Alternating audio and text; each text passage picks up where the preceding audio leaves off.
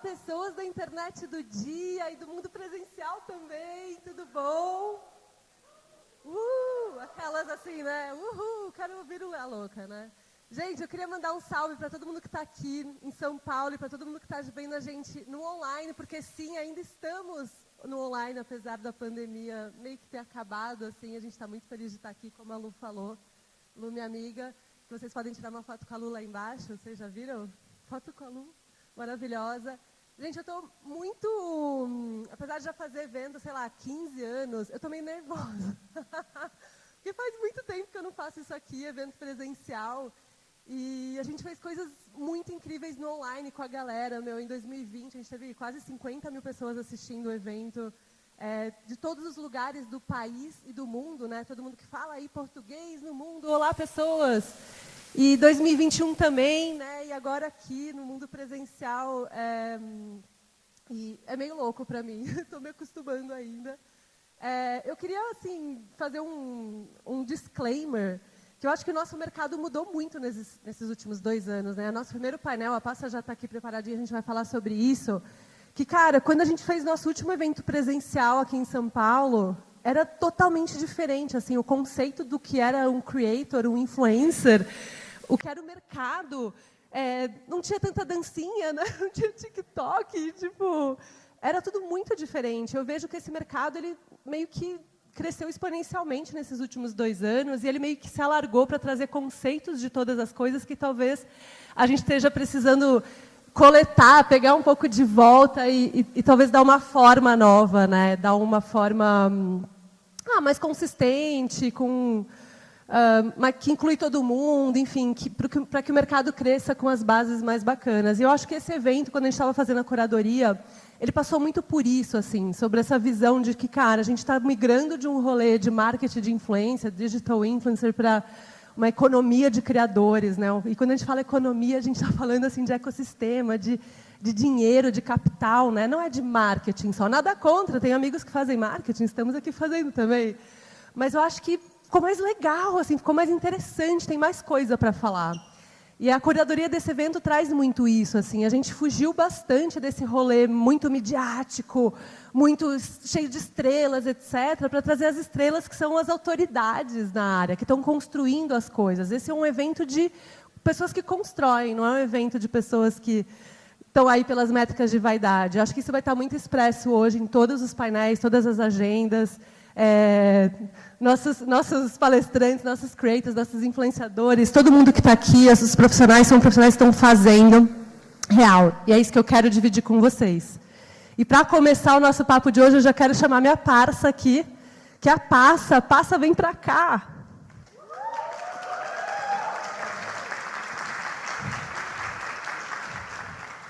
Bem-vinda, Passa. Está funfando? Fala um A que eles fazem uma mágica acontecer. Não, foi. Bom dia, gente. Tudo bem? Como vocês estão? Você está com o seu PPT?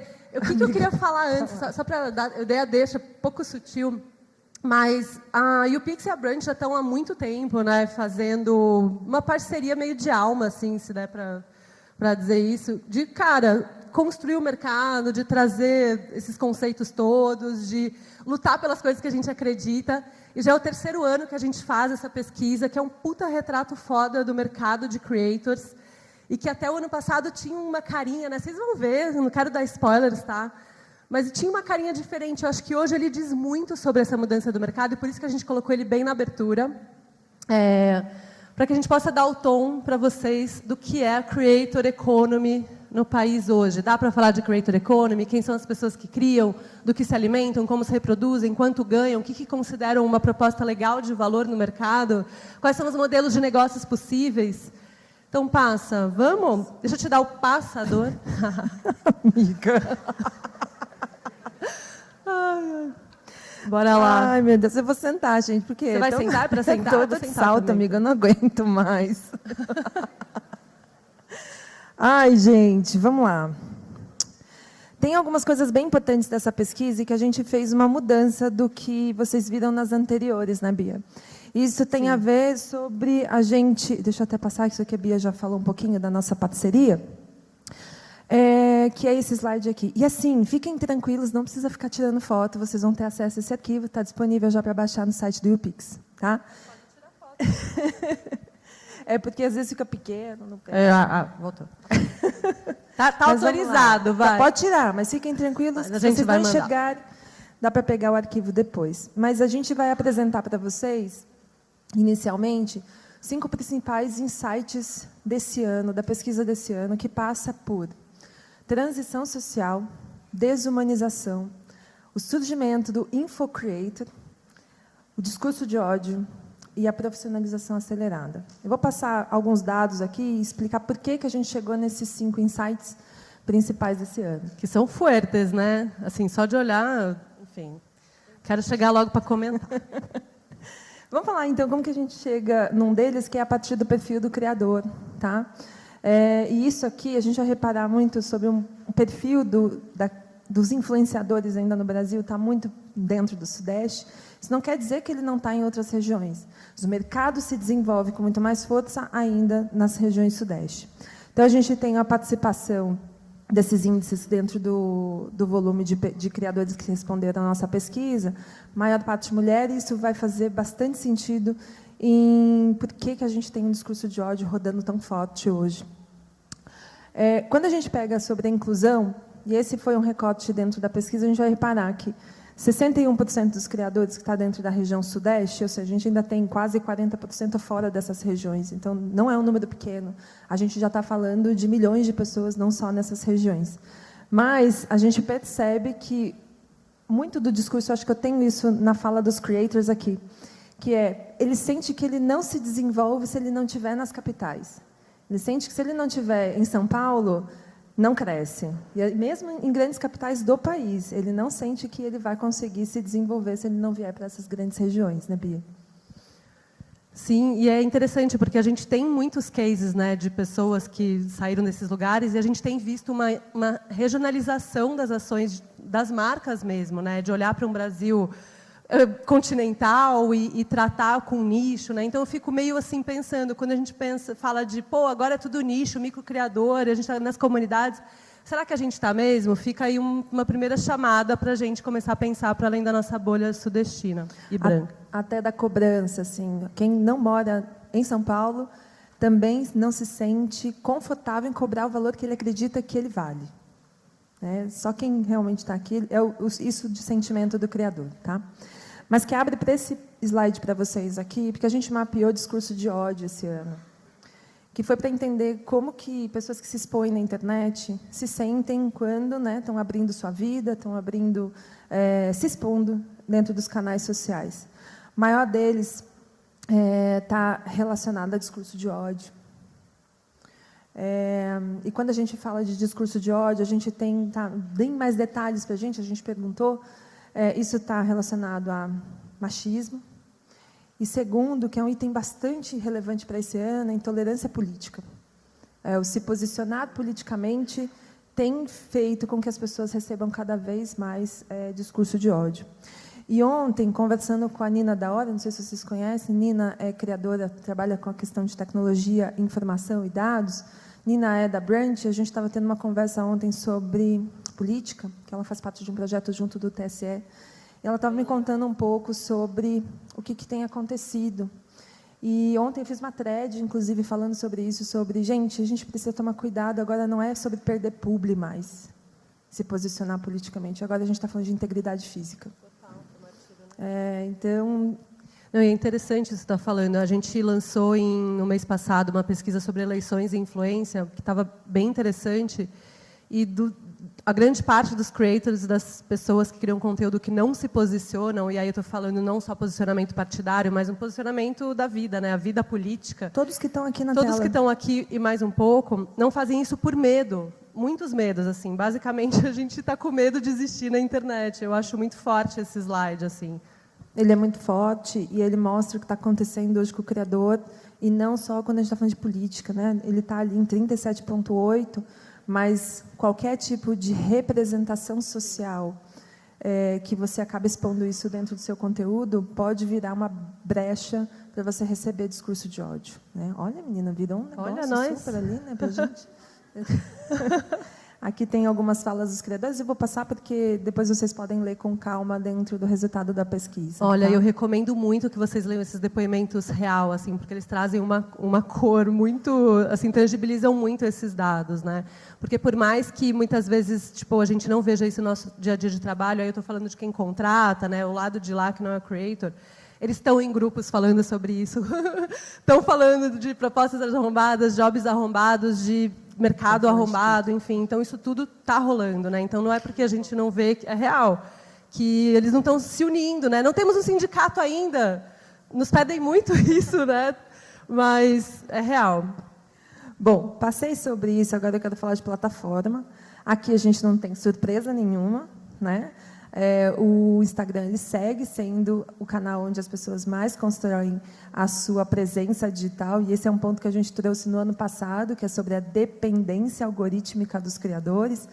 Não melhorou muito, mas a gente viu alguns outros nomes aparecerem, em especial, ainda que em pequena participação, a gente já tem podcast, newsletter aparecendo, coisa que não apareceu nas pesquisas do ano passado. LinkedIn também, né? Não aparecia o roxinho ali, bem forte. Olha lá, temos caravana no LinkedIn.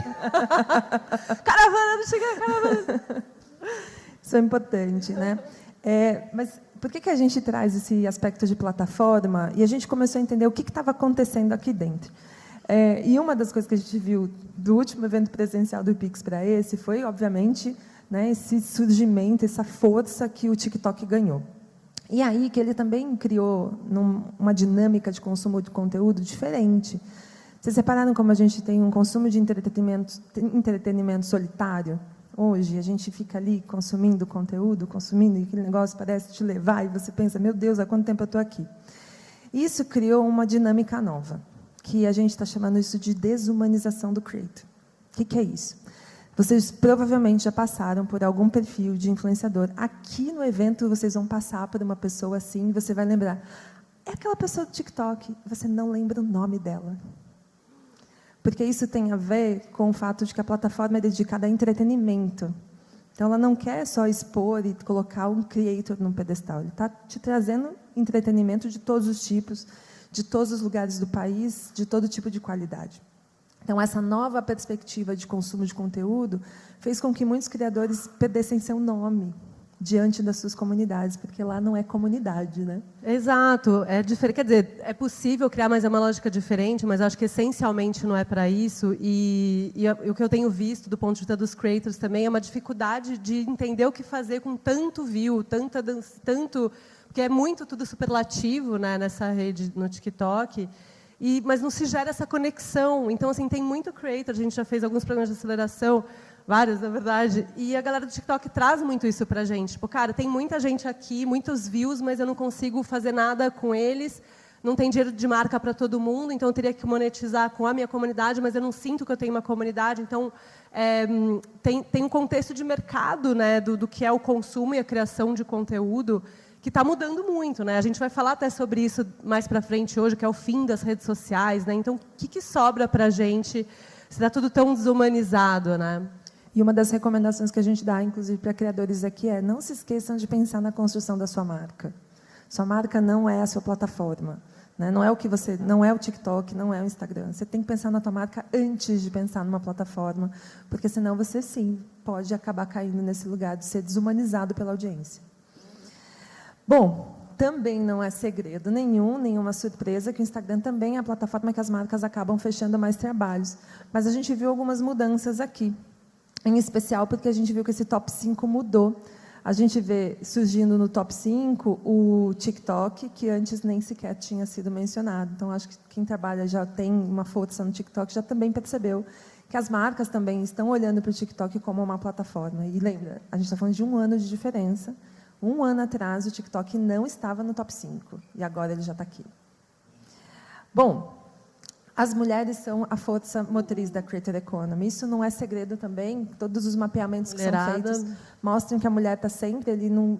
São as que mais jogam videogames, são as que mais criam conteúdo, porém, os homens continuam ganhando mais. Tá? E esse recorte de... A gente fez até uma entrevista há pouco, perguntaram por que vocês acham que isso ainda acontece. Falei, gente, a nossa pesquisa está refletindo um problema estrutural do país. né? Não é só com creators que isso acontece com empregos formais e informais. No empreendedorismo, uma mulher fundadora de uma empresa recebe menos investimentos que um homem. Isso é um reflexo estrutural. E apesar de que vocês vão ver aqui que a gente está falando de uma profissão que ajuda na transição social, a gente também tem isso acontecendo aqui. Eu acho que isso reflete muito esse rolê do empreendedorismo, né? Que a mulher, quando empreende por necessidade, não por oportunidade, como homem. E nesses 2 últimos anos em que o país chegou numa situação de barril, essa coisa da transição social ela é muito, muito importante. Porque, então, cara, eu preciso fazer isso, é uma forma, sei lá, eu sei cozinhar, eu sei fazer uma marmita, eu vou fazer uma live aqui, ver se eu desenrolo a marmita da galera. E até, acho que a gente vai falar um pouco sobre isso, mas eu acho que é muito forte isso para mim. A gente tem visto muito aquelas pesquisas... Bom, todo mundo que é do mercado talvez tenha visto essa pesquisa. Temos mais influencers do que médicos, né? E, assim, nem é uma comparação simétrica, porque é óbvio que a gente precisa de mais médico, mas para chegar em mais médico, a gente precisa de mais educação básica, a gente não tem o que comer, não tem educação. Então, assim, calma, né? E o rolê de influenciar, o rolê de criar conteúdo, ele é muito acessível. A porta de entrada é o quê? Basta você ter acesso ao celular, smartphone, as ferramentas, todas as próprias redes, as plataformas, hoje elas têm, né, esses instrumentos de criação, e produção e publicação muito fáceis.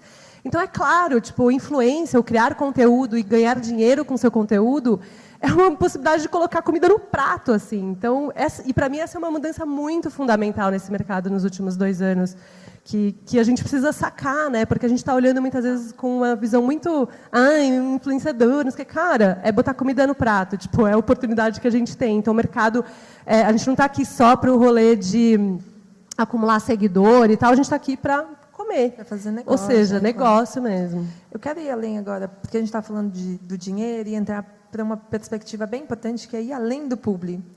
A gente já entendeu que os criadores, desde o ano passado, são bastante dependentes do Instagram e bastante dependentes de publicidade.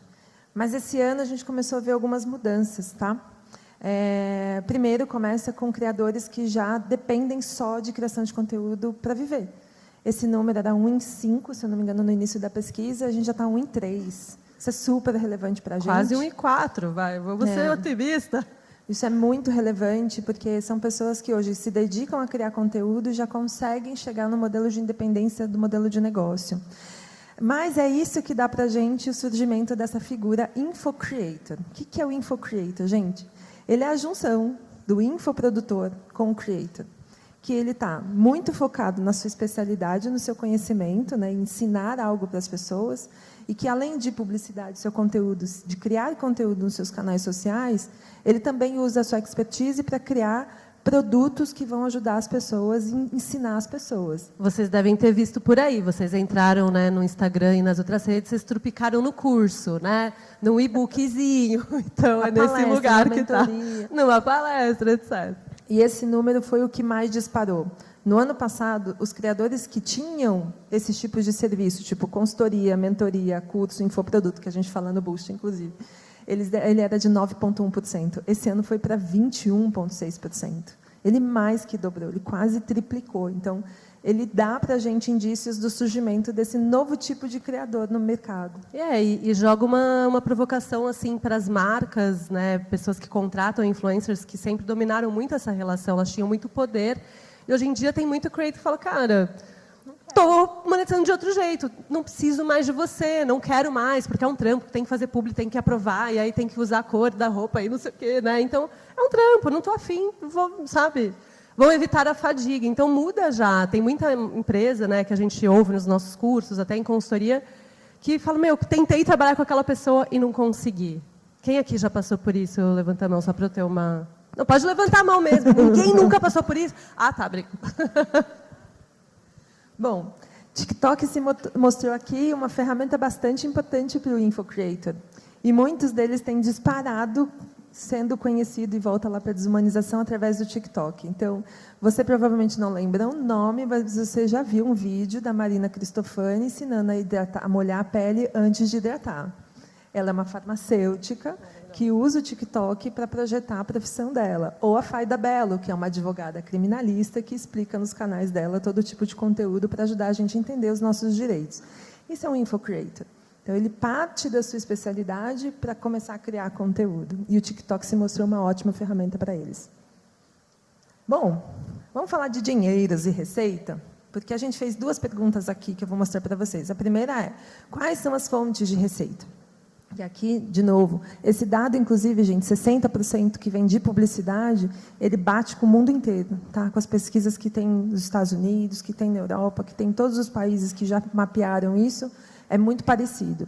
A gente vai ter outros tipos de receita vindo ali, então também no Boost, que a gente fala deles, do AdSense, dos afiliados, dos eventos, né? Você participar de eventos, mentorias, consultorias, produtos físicos. Olha ali, a lista não para, sabe? Mas teve um que não apareceu no ano passado e que apareceu aqui, que eu fiquei muito feliz, que é conteúdo exclusivo. Que é os criadores entenderem que conteúdo dá trabalho e que a comunidade também está disposta a pagar por esse conteúdo e que dá para criar isso como modelo de negócio também. Tá?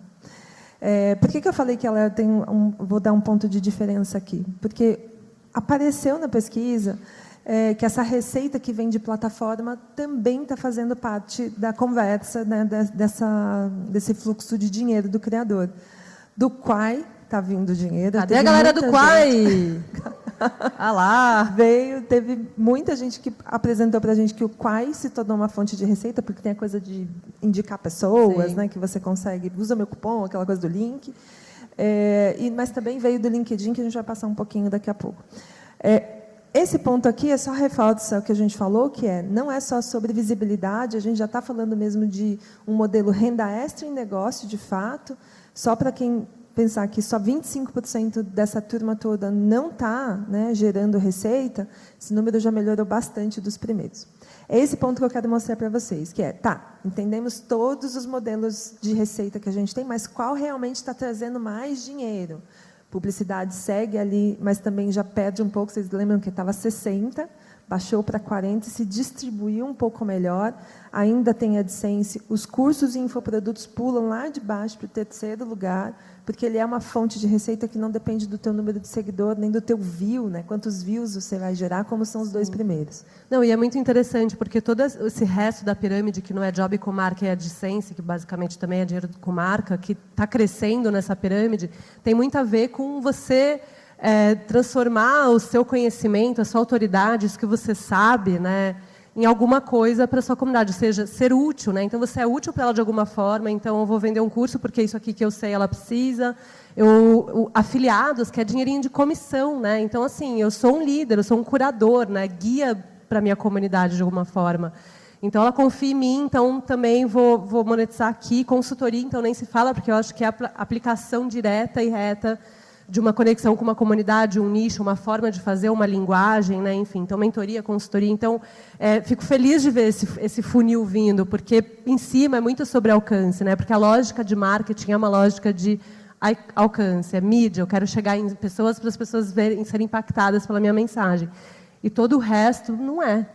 Né? Então, se você pensar que, por exemplo, o seu faturamento do mês, 40% é publicidade, o restante não é, isso já é muito bom, porque você já não está dependendo, na maioria, de uma única receita que vem da publicidade.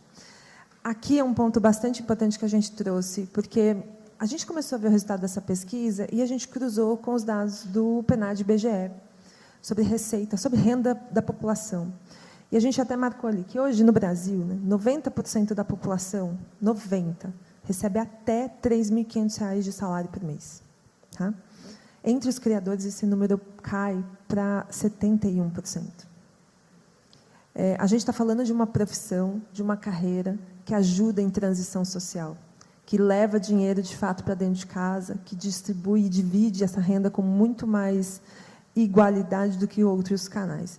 E se a gente pegar depois um outro ponto, que são as pessoas que ganham acima de R$20 mil no Brasil, isso é 1%, entre os criadores vai para 4,5%. É quase 5 vezes maior. Então, a gente tem um achatamento aqui da distribuição de renda. Né? E isso é um ponto muito importante, porque quantos casos a gente já não viu de pessoas que moravam em situações bastante precárias e que passaram a ter uma vida melhor depois que se tornaram creators, e a gente está falando de transição social aqui. Hoje a gente vai ter aqui mais tarde o Nobru, que é um cara da quebrada, né, e que virou um puta empresário, além de creator, pro gamer, etc. Isso está acontecendo. Para explorar um pouco mais como isso se dá e a gente entender mais profundamente o que vai ser a lógica do mercado, né? Não precisa nem chegar nos milhões, tá, gente? A gente está falando dos cotos assim, a gente ganha 5 mil reais por mês, que é isso. Quem ganha 5 mil reais por mês no Brasil é menos do que 5% da população. E entre criadores isso já é um número bem mais relevante. Bom, esse é um ponto que a gente ficou se questionando bastante, que é quanto tempo falta para a gente sair dessa influencer economy para creator economy? A gente está passando por essa transição, como vocês viram aqui, na diversificação do modelo de negócio, porque assim o criador se torna protagonista do negócio. Quando ele faz só publicidade, ele é um prestador de serviço da publicidade. Aqui a gente está vendo, né, o caminhar, ainda que a gente esteja desenvolvendo isso, a gente está vendo, de fato, ele tomar corpo. Eu fico arrepiada, real. Eu acho. Né? É bom, né? Não, é bom demais, assim, e porque a gente está falando de pessoas que estão empreendendo, criando negócios, não pessoas que estão alugando audiências, né? Então, e assim, eu queria fazer um disclaimer, porque parece que a gente está gongando, tipo, marketing de influência acabou, né? Porque da manchete, né? Eu choquei lá, eu fofoquei. Na realidade, eu acho que o marketing de influência, ele é mais um instrumento dessa creator economy, né? Eu acho que a gente está vendo uma inversão, nada vai deixar de existir, enfim, a gente vai seguir fazendo as coisas. Ainda é importante, né, a publicidade é importante, gira muita coisa, ainda mais quando ela está colocando o dinheiro dela nos lugares que não são a bolha e tal. Só que a gente está trazendo mais camadas aqui. Quando a gente fala de creator economy, a gente está falando de uma profusão de plataformas e empresas que vão chegar aí para ajudar essa galera a vender seu infoproduto, a organizar e gerir seus jobs, a pagar pessoas, enfim, nos Estados Unidos né, onde isso já está melhor mapeado. A gente já tem 175 empresas que não são empresas de marketing influência, são empresas de creator economy, ou seja, ajudar creators a viverem, né, fazerem o que eles fazem. E a gente já tem 14 unicórnios, assim, né? Para quem curte esse linguajar das startups, assim, unicórnio é quando a empresa tem um chifre colorido, não, quando ela vale mais de $1 bilhão e parará, enfim. Então, é muito importante, é muito relevante, né? A gente estava num evento na semana passada e a gente estava falando, cara, a gente não precisa de mais uma plataforma de conexão de influenciador e marca. A gente já tem muito disso, tem empresas incríveis fazendo isso. A gente precisa de todo o resto. E quando a gente pensa em empreender na creator economy, pode sim ser sendo o creator ali, colocando a cara, né, sendo a linha de frente, vamos dizer assim, a marca, mas também a gente está precisando do resto, que vai sustentar essa galera. Não dá para todo mundo ser creator nessa economia. Então, assim, é um chamado também para a gente começar a pensar o que mais a gente precisa, né? Então, a gente tem algumas empresas dessas espalhadas pelo evento hoje e a gente precisa de mais. Então, vamos ser creator? Vamos girar a creator economy? Vamos também. Gente, vocês não sabem o quanto a gente precisa de gente no bastidor. Cai uma lágrima aqui. Tem vaga aberta na Brand, inclusive, tá? Cadê? Mandar jobs. Bom, vamos fechar falando de formalização, porque a gente falou que lá num dos insights é o quanto a profissionalização está acelerada e alguns dados foram importantes aqui. A gente traz algumas falas dos criadores, que uma das maiores preocupações dos criadores é sobre burnout e é o quanto a gente está se esgotando mentalmente, porque a gente é nosso próprio chefe, tem toda aquela história. E o quanto o mercado não enxerga isso, né? Ele só joga. Vamos criar mais um grupo no WhatsApp para tocar logo com agilidade esse job, essas histórias que a gente já conhece. E quando não se enxerga a camada profissional, a gente acaba caindo de fato nesse lugar. E aí que começa pelo fato de que é uma profissão solitária e segue sendo, desde o primeiro mapeamento, isso segue sendo maioria, as pessoas que trabalham sozinhas. E, aliás, durante esse ano, diminuiu. A gente tinha uma opção na pesquisa para quem quisesse responder, quem tem mais de 10 pessoas trabalhando para ele. Esse ano, essa opção nem foi selecionada. Então, tem menos pessoas trabalhando com os criadores. Isso também pode ser um reflexo das mudanças econômicas que a gente viu no país. E não teria como também não atingir os criadores de conteúdo. Sobre configuração de empresa, eu quero puxar a atenção para quem não tem empresa ainda, não tem o MEI, não tem o ME, não tem o CNPJ. Não tenho, não sei. Tem que saber, gente, porque o que faz você ser um negócio é a sua capacidade de emitir uma nota para faturar, entendeu? Se você não está emitindo nota, você tem um hobby, um passatempo, uma expressão artística, sei lá. Então, é super importante isso. Né? Mas diminuiu, tá? No ano passado estava em 23,5% quem não tinha nenhum tipo de opção de formalização. Caiu para 18,1%. Está caindo, gente. Isso é ótimo, porque a gente está vendo os criadores se formalizarem. E isso vai se refletir na precificação que eu vou mostrar para vocês já já. Porque imposto é caro, galera. 20%, 6%. Vamos lá, vamos falar de algumas coisas para acalmar o coraçãozinho das pessoas. Porque é sobre quantos jobs fecham. Porque todo mundo quer saber, quantos jobs você fecha, né? Em média, os criadores fecham ali, na maioria, sumiu até meu slide. Sumiu a gente. Em média, fecha 1 ponto, não vou conseguir me ver agora. Ele fecha você decorou, de 1 a 2. passa, agora é chamada oral aqui, vai lá. De 1 a 2, né, naqueles 36%. Mas tem muita gente que, às vezes, não fecha um trabalho com contrato facilmente. Eu fico assim, meu Deus, não, gente, não deixe. Nem que seja uma carta acordo, tá? Que, às vezes, é um documento um pouquinho menor, mas não fiquem sem contrato. Outra coisa, quando o post é patrocinado, avisa que é publicidade? Nunca! Diminuiu bastante, tá? Tem alguém aqui nessa sala ou assistindo a gente na internet que não avisa que o post é patrocinado? Lá na internet eles obviamente não vai levantar a mão agora, né? Mas... Sai da sala! Corta a transmissão para essa pessoa. Em 2019, esse número era de mais de 25%. Caiu bastante. Caiu bastante. Tá? E tinha também um dado na pesquisa do ano passado que as marcas pediam para não marcar publi. Tipo, contra a lei. Isso comigo semana passada. Mas deixa para lá. Aí, ó. Porque elas pedem. Ainda pedem, né? Ainda a gente recebe pedido de marca. Assim, olha, semana passada, gente, isso aconteceu lá na Brand. Eu falei assim, não quero que vocês marquem como publicidade. Então, muito obrigada. Derrubei uma campanha de 6 dígitos. Mas é isso. Porque a gente segue o quê? O CONAR, né? As regras do Código de Defesa do Consumidor. Né? Ai, lágrimas. Respira, vai.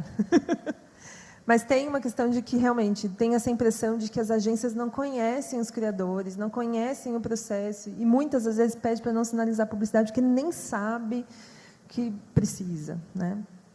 A gente sempre traz o comentário da Flávia aqui, que a gente sempre reforça ele nas apresentações, que é, não sinalizar publicidade é crime, gente. A gente tem 2 formas de colocar isso, desde o Código de Defesa do Consumidor, artigo 39, e o CONAR também está ali para a gente fazer denúncias, porque o que pode acontecer? Né? A gente pensa assim, não acontece nada. Pode.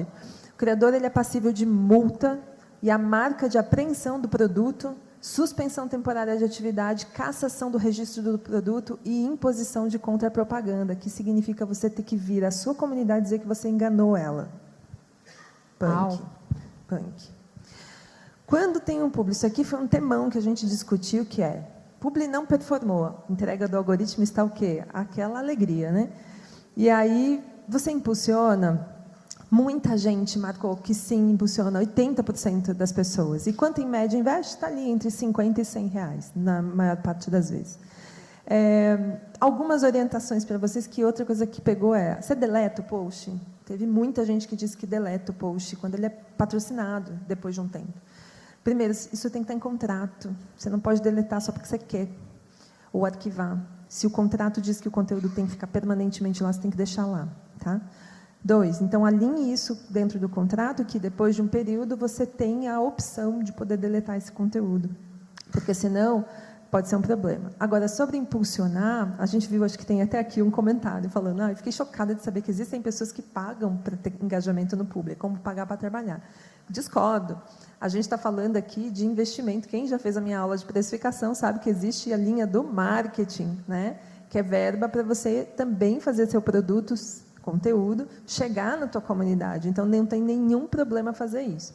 Qual que é o BO? É você fazer isso só apertando impulsionar.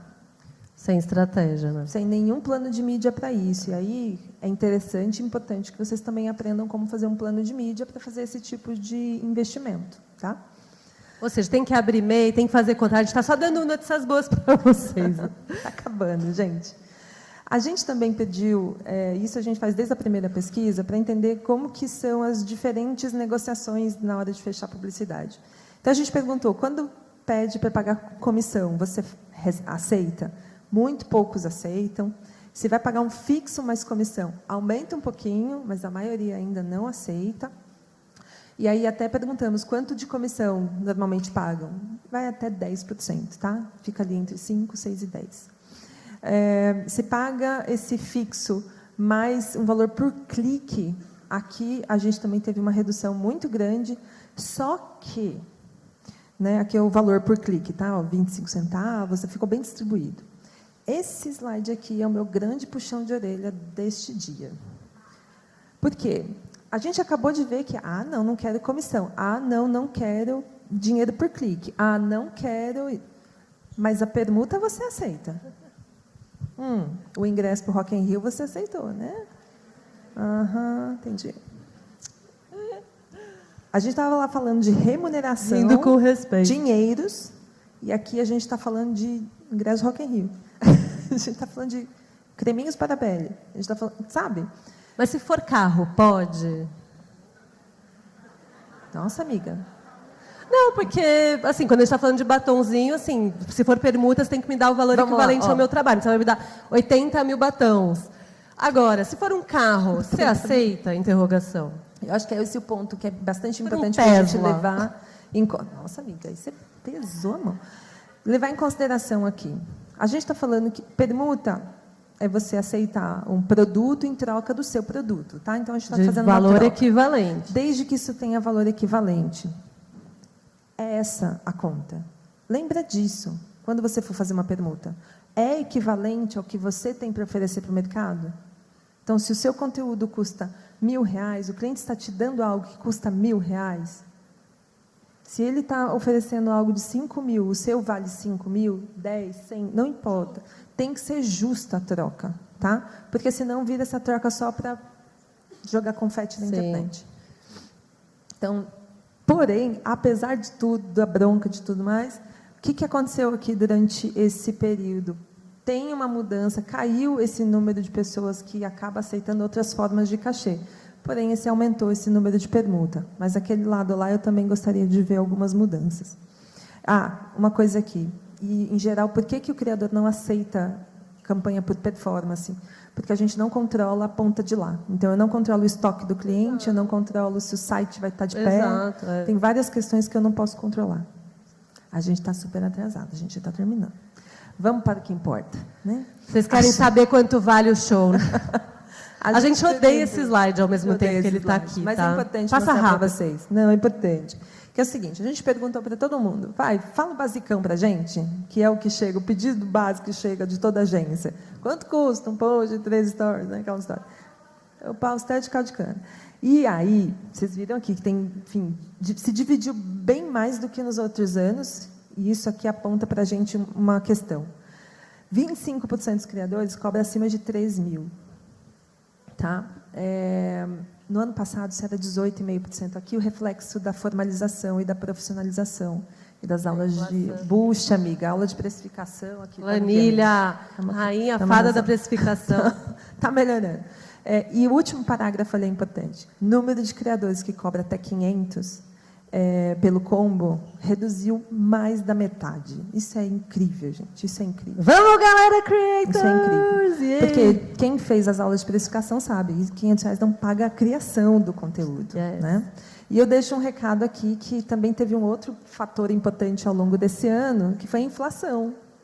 E eu fiz esse comentário de se você mexeu, porque assim, o preço da carne, do arroz, do tomate, mexeu. Sim. O aluguel mexeu.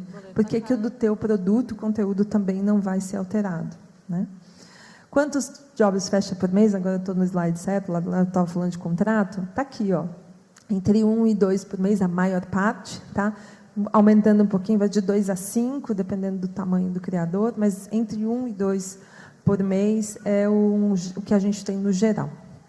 Mas tem alguns pontos que os criadores trouxeram para a gente, que é sobre essa desprofissionalização que vem abarcada junto com o TikTok, da desumanização do criador, e que a gente precisa retomar isso de fato, só que a gente tem dados aqui que estão mostrando que o caminho está sendo pavimentado. Tá?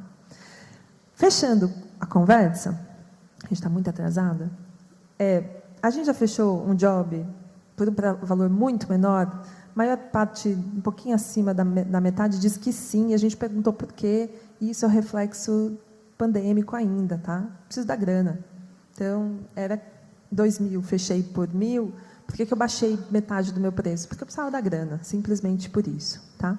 Acho que é um reflexo ainda de transições sociais, a gente ainda vai ver isso aqui acontecendo muitas vezes, mas quanto menos acontecer, melhor para o desenvolvimento de todo o coletivo de criadores. Né? Fechando, então, voltando para o nosso ponto dos key points, para vocês terem aqui do que a gente falou. Então, a gente falou de influencer economy para creator economy, que é estamos evoluindo, estamos crescendo, tem surgido, né, essas novas figuras, esse infocreator, e deve surgir novos ainda aí no meio do caminho, porque é infoprodutor se tornando creator, creator se tornando infoprodutor, e isso mostra uma evolução do creator no centro do negócio, e não mais prestador de serviço. E não só o infocreator, né, mas a gente vai falar hoje de modelos de creators que são CEOs, né, então donas de negócios, de linhas, de redes, creators estão investindo em outros creators, né, creators estão trocando influência por equity nas empresas, então ó, eu vou entrar com a minha influência e você me dá umas cotas aí, umas ações, então a gente está falando, é muito mais legal do que só publi ou infoproduto, né. Tem o desafio do branding para creators. Invistam na construção da marca de vocês, da reputação de vocês, e não deixem que isso fique a cargo da plataforma, que senão vocês vão se tornar a pessoa da plataforma, tá? A pessoa do Instagram, a pessoa do TikTok.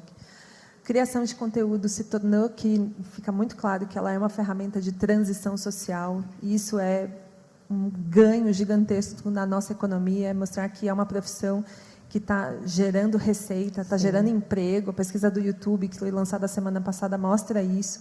É uma profissão que gera emprego, que mexe no PIB, e isso é muito importante. Cuidados com os discursos de ódio, isso foi uma coisa que a gente mapeou muito intensamente esse ano. A gente ainda está a 19 dias da eleição, no primeiro turno. Vai ficar feio ainda. Tomem cuidado com a exposição, porque não vai ser fácil. Eu espero que a gente não tenha mais esse ponto no ano que vem, mas esse ano ele está bem latente, especialmente esse mês. Tá? E aí a gente segue numa profissão que vem sendo acelerada, vem abarcada pela essa atenção renovada de métricas, e aqui a gente viu uma mudança. Métricas de vaidade está perdendo espaço para as métricas de negócio, a pessoa quer começar a ver dinheiro mesmo, e não só fazer isso porque só quer se divertir, nada contra, pode se divertir fazendo. A gente não está aqui para... Mas quem quer fazer virar negócio, está fazendo virar negócio, isso é importante. Só apresentar para vocês todas as pessoas que participaram dessa pesquisa com a gente, ajudaram a gente a fazer ela ficar tão perfeita. Eu e Bia estamos aqui, Catita, que acabou de chegar ali, que está com Flora. A Ana está ali. Joyce e a Van, que também, Joyce não está aí, mas a Van acho que já está. E o pessoal da imprensa que brilhou na divulgação dessa pesquisa para a gente. Obrigada, gente, obrigada.